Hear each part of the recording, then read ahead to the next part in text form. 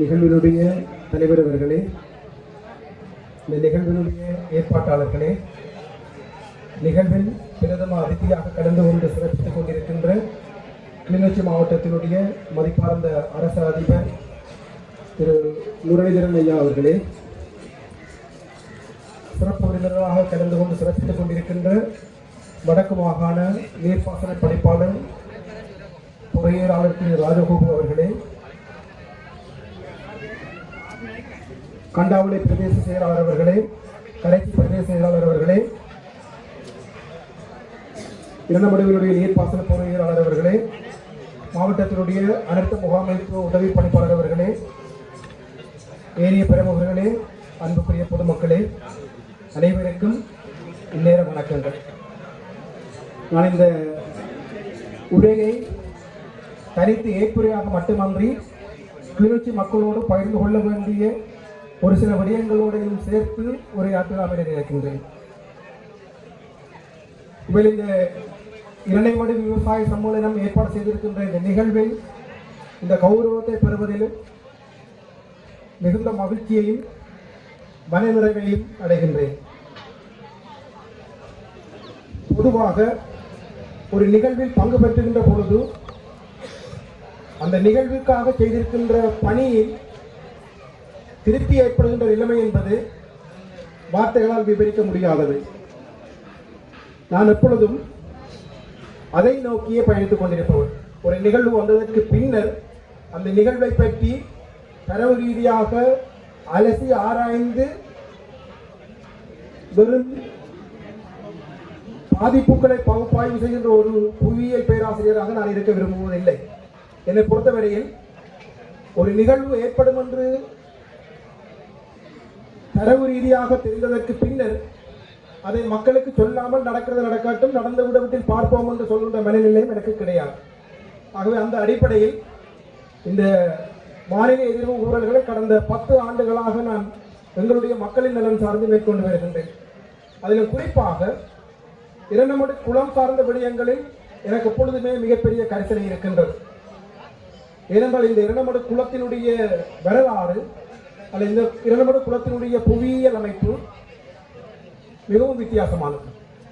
உங்களுக்கு தெரியும், வான்வெளியில் இருந்து அல்லது விண்வெளியில் இருந்து பூமியை நோக்குகின்ற ஒருவருக்கு தெரிகின்ற மனிதன் சார்ந்த கட்டுமானம் என்பது சீன பெருஞ்சுவர் சொல்லுவார்கள்.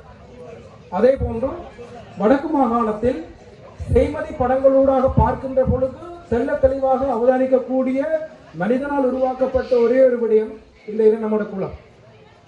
ஆனால் இந்த இரண்டமடு குளம் என்பது நான் நினைக்கின்றேன், நாங்கள் கட்டிய காலத்திற்கு முன்னர் மிக நீண்ட காலமாகவே அந்த குளம் இருந்திருக்கின்றது.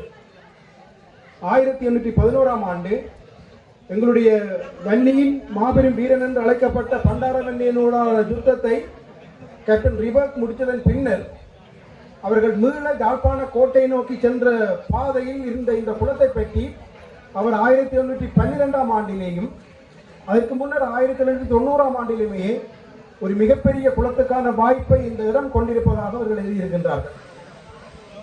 கேப்டன் ரிபர்க்கோடு அந்த கச்சிலமடு யுத்தத்தில் பங்கு கொண்ட ஒரு ஆங்கிலேயர் தன்னுடைய நாட்குறிப்பு, உங்களுக்கு தெரியும், வெள்ளைக்காரர்கள் எங்களுக்கு இந்த வரலாறுகளை அவர்களுடைய நாளேட்டின் ஊடாக அல்லது நாளுடைய நாட்குறிப்புகளின் ஊடாக எங்களுக்கு தெரிவித்திருந்தார்கள்.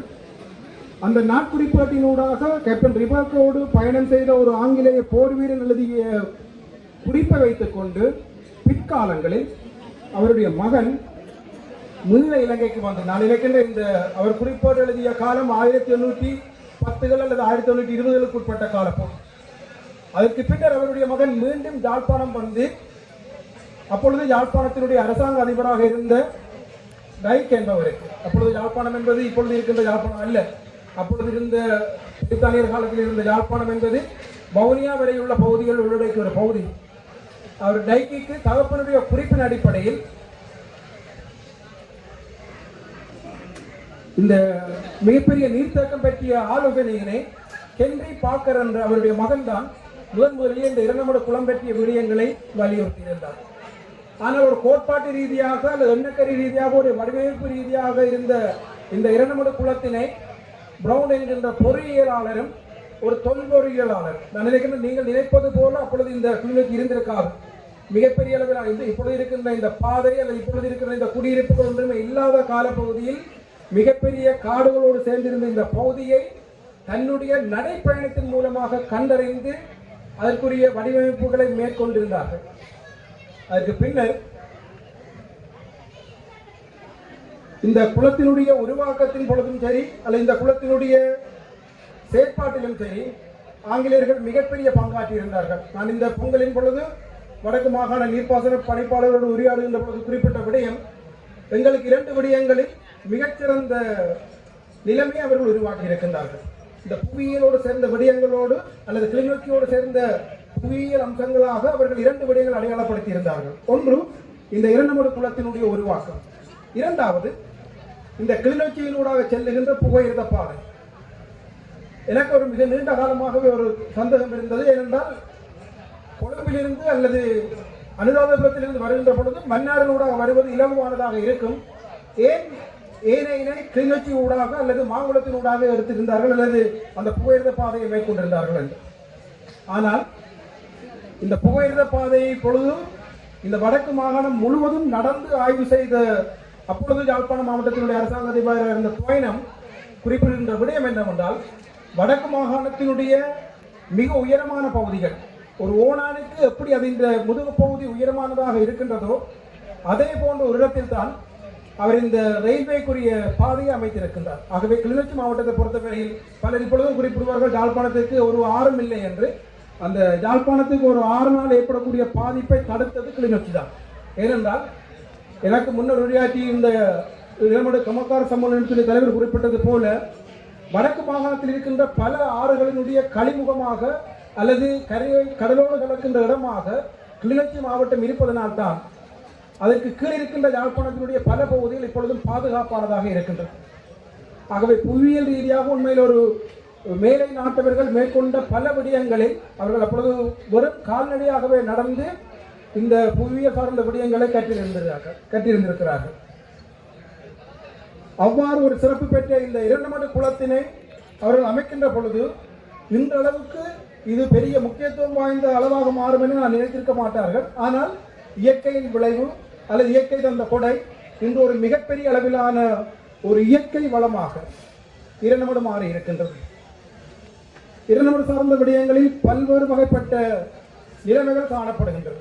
ஆனாலும் ஒரு புவியியலாளனாக இரண்டமடுவினுடைய புவியியல் முக்கியத்துவம் எப்பொழுதுமே மிகவும் உயர்வாக போற்றக்கூடிய ஒன்று.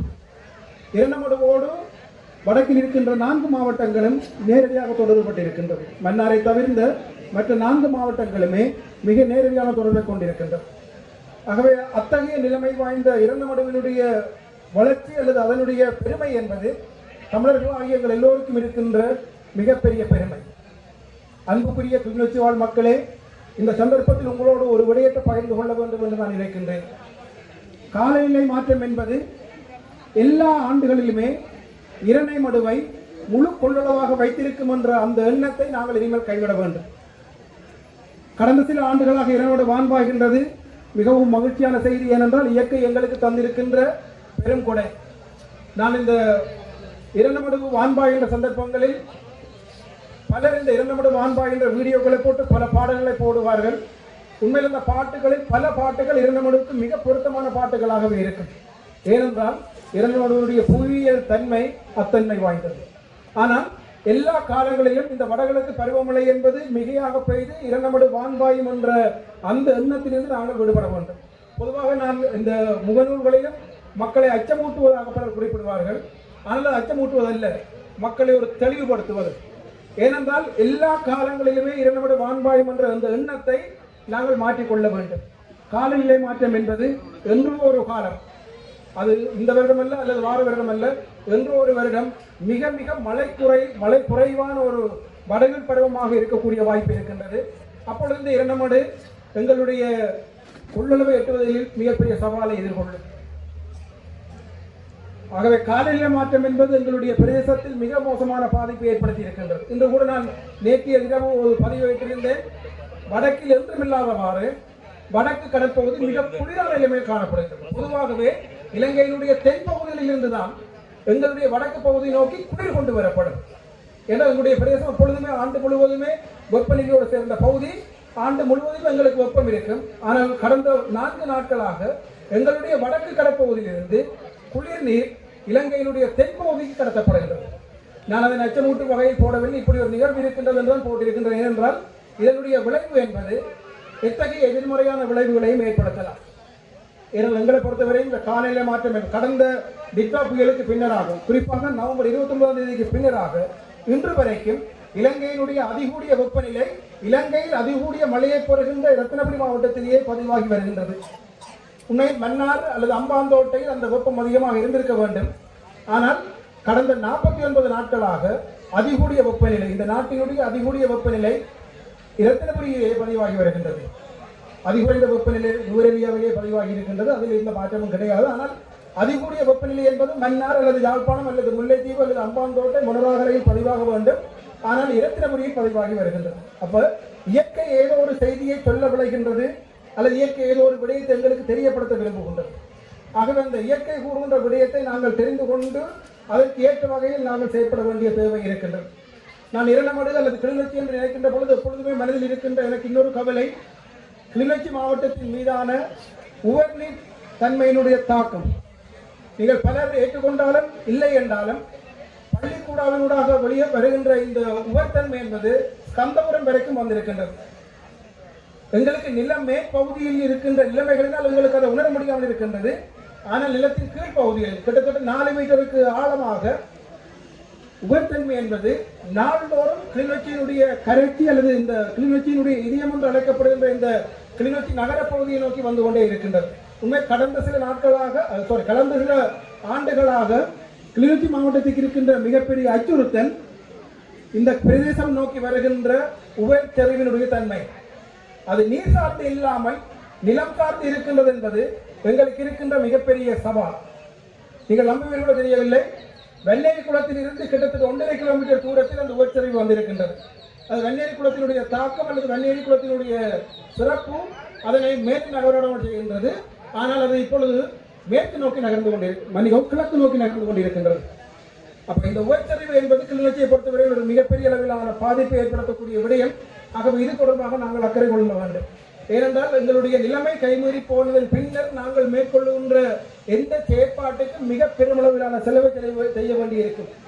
ஆகவே இது தொடர்பாக விவசாயிகள் சற்று கூட கவனம் எடுத்து கொள்ள வேண்டும். ஏனென்றால் எங்களுடைய பிரதேசங்களில் நாங்கள் பயன்படுத்துகின்ற சில அல்லது சில பயன்பாடுகள், உரப்பொருள்களுடைய பயன்பாடுகள் இந்த நிலைமையை இன்னமும் தூண்டுகின்ற நிலைமையை உருவாக்கி இருக்கின்றது. நான் நினைக்கின்றேன் எங்களுடைய கிளிநொச்சி மாவட்டத்தில் மேற்கு கரை சார்ந்த விடயங்களில், அதாவது A9க்கு மேற்காக இருக்கின்ற பகுதிகளில் இருக்கின்ற இந்த உபச்சரிவாக்கம் தொடர்பாக நாங்கள் கூடிய கவனம் செலுத்த வேண்டும். ஏனென்றால் எங்களுடைய பிரதேசங்களில் காலப்போக்கில் இது படிப்படியாக மண்ணிலிருந்து நீரை நோக்கி நகரும், நீரிலிருந்து எங்களுடைய சமூக பொருளாதார வாழ்வை நோக்கி நகரும். ஆகவே இந்த செய்தியை நான் உங்களோடு பகிர்ந்து கொண்டு எங்களுடைய பிரதேசத்தை காப்பதும் எங்களுடைய பிரதேசத்தை இன்னமும் 1000 ஆண்டுகளுக்கு எல்லோரும் வாழக்கூடிய வகையில் மாற்றி அமைப்பதும் எங்களுக்கு இருக்கின்ற மிகப்பெரிய சவால். இந்த நிலத்திற்கும் அபிவிருத்தி என்ற எண்ணக்கரு உலகம் முழுவதிலுமே கருத்துக் கொள்ளப்படுகின்றது.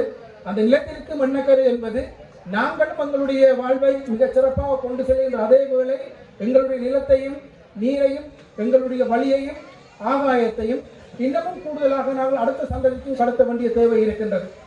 நான் கவலைப்படுகின்ற ஒரு மிக முக்கியமான விடயம், வன்னியினுடைய பல பிரதேசங்களில் பால் கொடுக்கின்ற, அதாவது நீங்கள் உங்களுடைய வீடுகளில் வளர்க்கின்ற மாடுகளிலிருந்து பெறுகின்ற பாலை கொடுக்கின்ற விலைக்கு சமனாக போத்தல் தண்ணீரை நாங்கள் வாங்கிக் கொண்டிருக்கின்றோம். கிட்டத்தட்ட 180 ரூபா 1 லிட்டர் தண்ணி வந்திருக்கின்றது.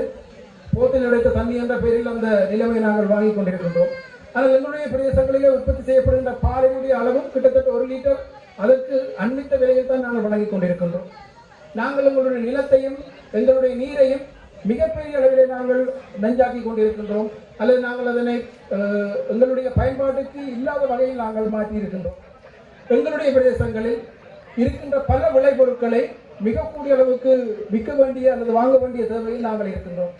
நான் கடந்த 10ஆம் மாதம் யாழ்ப்பாணத்தில் ஒரு இடத்தில் மாம்பழத்தினுடைய விலையை கேட்டிருந்தேன். 1 கிலோ 900 ரூபாய் சொல்லி சொன்னார்கள். ஆனால் அதே நேரம் நான் பணிபுரிகின்ற பல்கலைக்கழகத்துக்கு பக்கத்தில் இருக்கின்ற சூப்பர் மார்க்கெட்டில் பார்த்தேன், அதே சூப்பர் மார்க்கெட்டில் 1 கிலோ ஆப்பிளின் விலை 700 ரூபாய் இருந்தது. எங்களுடைய பிரதேசங்களில் எங்களுடைய நிலங்களில் மிக அதிக அளவு விளைந்து போய் இருக்கின்ற இந்த மாம்பழம் கிலோ கணக்கில் விற்கும் என்றோ அல்லது தேங்காயை நாங்கள் சுற்றளவில் வாங்குவோம் என்றோ இன்னமும் ஒரு 30 வருடங்களுக்கு முன்பிருந்த தலைமுறை கனவில் கூட நினைத்து பார்த்திருக்கார். ஏனென்றால் முன்னர் காலங்களில் எல்லாமே எங்களுடைய வீட்டுக்கு வருகின்ற விருந்தினருக்கு இலவசமாக வழங்கக்கூடிய பொருட்களில் ஒன்றாக எங்களுடைய பிரதேசங்களில் விளைந்த மாம்பழங்கள் இருந்தது. இப்போ அதை கிலோ 800 ரூபா 900 ரூபாய்க்கு வாங்க வேண்டிய நிலைமை இருக்கின்றது.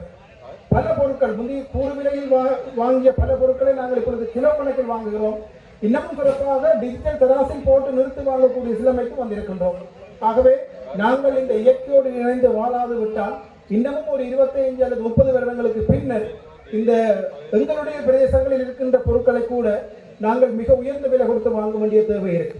நான் நினைக்கின்ற இந்த அரிசியினுடைய விலை என்பது நான் பல இடங்களுக்கு கூறுகின்ற விடயம். நான் நினைக்கும் வருகின்ற ஆண்டினுடைய முதல் காலாண்டு பகுதி நிறைகின்ற பொழுது, அதாவது இந்த ஆண்டினுடைய முதல் காலாண்டு நிறைகின்ற பொழுது அரிசியினுடைய விலை 300 ரூபாயை தாண்டி இருக்கு. இந்த 300 ரூபாய் விலை அதிகரிப்பு என்பது இந்த 200 ரூபாய் விலை அதிகரிப்பு கடந்த 2 ஆண்டுகளுக்குள் தான் ஏற்பட்டிருக்கின்ற மாற்றம். ஆகவே இந்த நிலைமை ஒரு காலத்தில் நாங்கள் 1 கிலோ அரிசியை 10,000 ரூபாய் கொடுத்து வாங்குகின்ற நிலைமையும் உருவாகும். ஆகவே எங்களுடைய மண்ணையும் எங்களுடைய நீரையும் எங்களுடைய வழியையும் நாங்கள் எவ்வளவு சிறப்பாக பயன்படுத்துகின்றோமோ அவ்வளவுக்கு அதனை பாதுகாப்பாகவும் பயன்படுத்த வேண்டிய தேவை இருக்கின்றது. ஆகவே எங்களுடைய பிரதேசத்தில் மிகப்பெரிய வளம் என்று அழைக்கப்படுகின்ற இந்த இரணமடுவையும் அதனோடு சேர்ந்த விவசாய நிலங்களையும் பாதுகாப்பது கிளிநொச்சிக்கு மட்டுமன்றி வடக்கு மாகாணத்துக்கு மட்டுமன்றி எங்களுடைய தமிழினத்துக்கே மிக முக்கியத்துவம் வாய்ந்த ஒரு பகுதியாக அல்லது ஒரு செயற்பாடாக அமையும். ஆகவே இந்த கிளிநொச்சி மாவட்டத்தினுடைய சிறப்புகளை நாங்கள் கூறுகின்ற அதே வேளை இந்த கிளிநொச்சி மாவட்டத்தில் இருக்கக்கூடிய அச்சுறுத்தல்கள் தொடர்பில் நாங்கள் அவதானம் செலுத்தி எங்களுடைய பிரதேசத்தை எங்களுடைய இளைய தலைமுறைக்கும் அடுத்து ஒரு 200-300 ஆண்டுகளுக்கு பிறகு வருகின்ற தலைமுறைக்கும் ஏற்ற வகையில் நாங்கள் அதனை மாற்றியமைக்க வேண்டும். இயற்கையை எப்பொழுதுமே போற்ற வேண்டும். என்னை பொறுத்தவரையில் இயற்கையினுடைய மிகப்பெரிய பலம் என்பது அது அளித்திருக்கின்ற இலவசமான பெருமதி மதிப்பிட முடியாத வளங்கள். ஆகவே அந்த வளங்களை நாங்கள் தொடர்ந்து பாதுகாக்க வேண்டும். அந்த வளங்கள் சார்ந்து நாங்கள் எங்களை எப்பொழுதுமே அந்த வளங்களுக்கு மதிப்பளிக்கக்கூடியவர்களாக நாங்கள் எங்களை மாற்றிக்கொள்ள வேண்டும் என்று கேட்டுக்கொண்டு இந்த சந்தர்ப்பத்தில் இந்த நிகழ்வில் என்னையும் ஒரு மதிப்பளிப்பும் நிகழ்வை ஏற்பாடு செய்தமைக்கு என்னுடைய மனமார்ந்த நன்றிகளை தெரிவித்துக் கொண்டு விடைபெறுகிறேன். நன்றி, வணக்கம்.